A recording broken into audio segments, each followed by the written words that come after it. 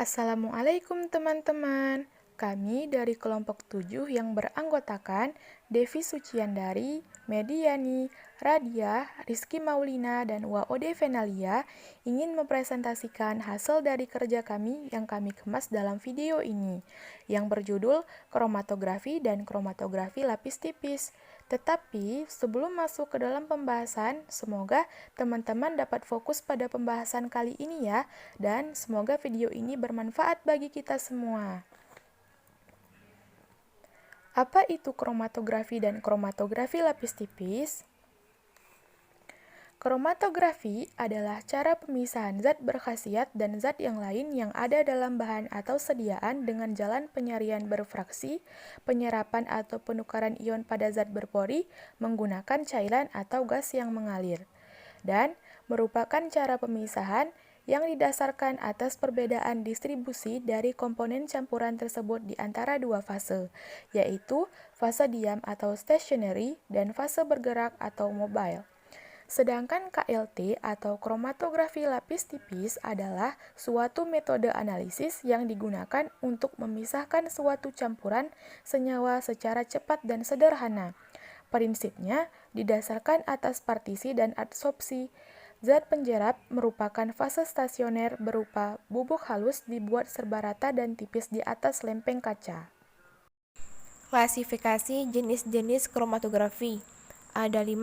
Yang pertama, kromatografi lapis tipis atau disingkat dengan KLT. Yang kedua, kromatografi kertas. Yang ketiga, kromatografi kolom. Yang keempat, kromatografi gas. Dan yang terakhir, kromatografi cair vakum.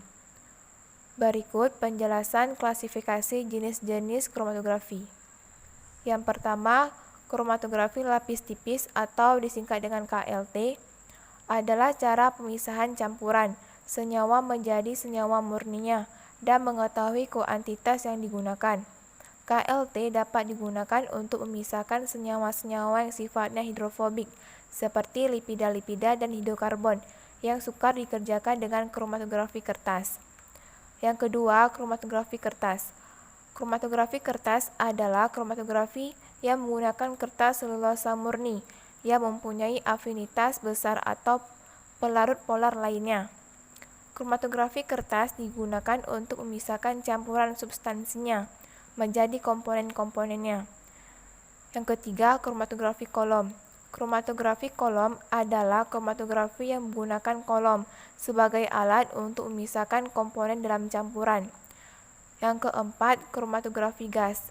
Kromatografi gas adalah proses pemisahan campuran menjadi komponen-komponennya dengan menggunakan gas sebagai fase gerak yang melewati suatu lapisan serapan atau sorben yang diam.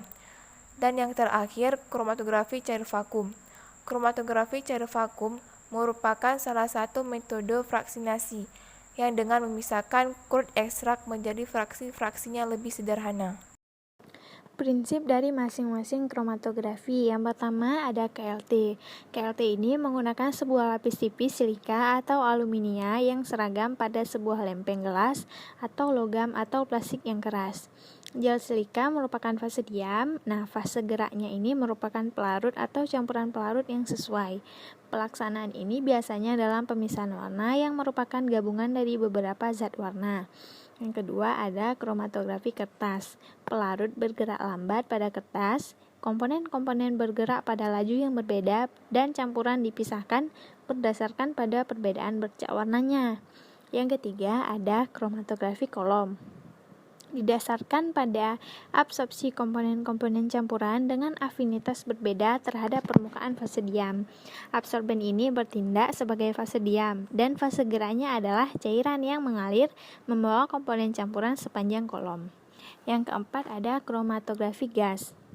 Gas pembawa biasanya menggunakan helium, argon, atau nitrogen dengan tekanan tertentu dialirkan secara konstan melalui kolom yang berisi fase diam. Nah, komponen sampel terabsorpsi oleh fase diam dengan kecepatan berbeda. Yang terakhir ada kromatografi cair vakum. Prinsip kerjanya ini adalah absorpsi AAU serapan, sedangkan pemisahannya didasarkan pada senyawa-senyawa yang akan dipisahkan terdistribusi di antar fase diam dan fase gerak dalam perbandingan yang berbeda-beda. Kromatografi dapat digolongkan berdasarkan fase yang terlibat antara lain. Yang pertama ada kromatografi gas cair, bila fase geraknya berupa gas dan fase diamnya berupa cairan yang dilapiskan pada padatan pendukung yang inert.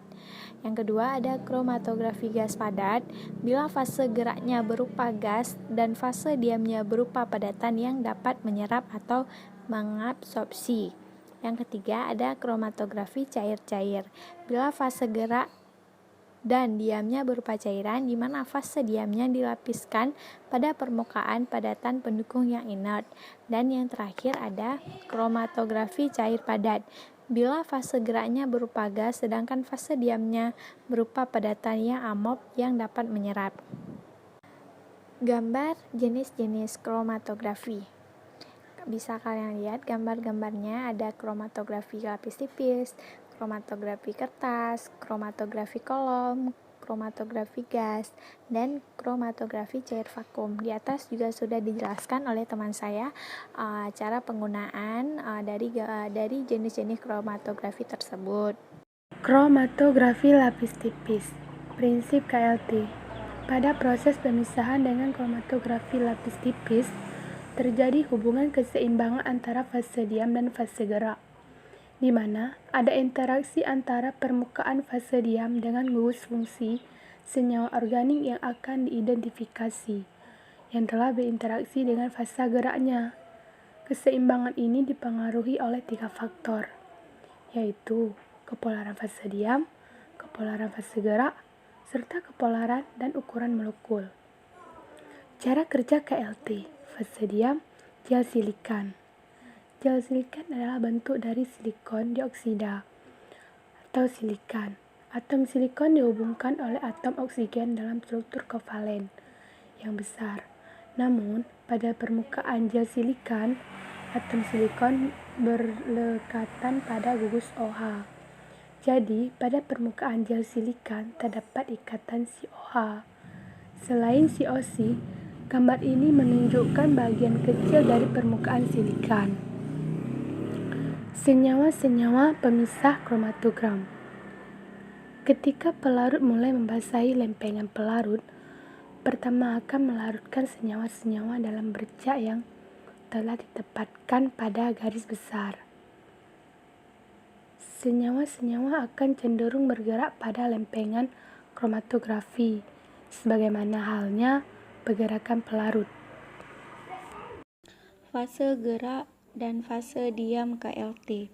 Pada kromatografi, komponen-komponennya akan dipisahkan antara 2 buah fase, yaitu fase diam dan fase gerak. Fase diam akan menahan komponen campuran, sedangkan fase gerak akan melarutkan zat komponen campuran. Berikut penjelasan tentang fase diam dan fase gerak. Fase diam adalah pelaksanaan kromatografi lapis tipis menggunakan sebuah lapis tipis silika gel atau alumina yang seragam pada sebuah lempeng gelas atau logam dan plastik yang keras. Gel silika atau alumina merupakan fase diam. Fase gerak.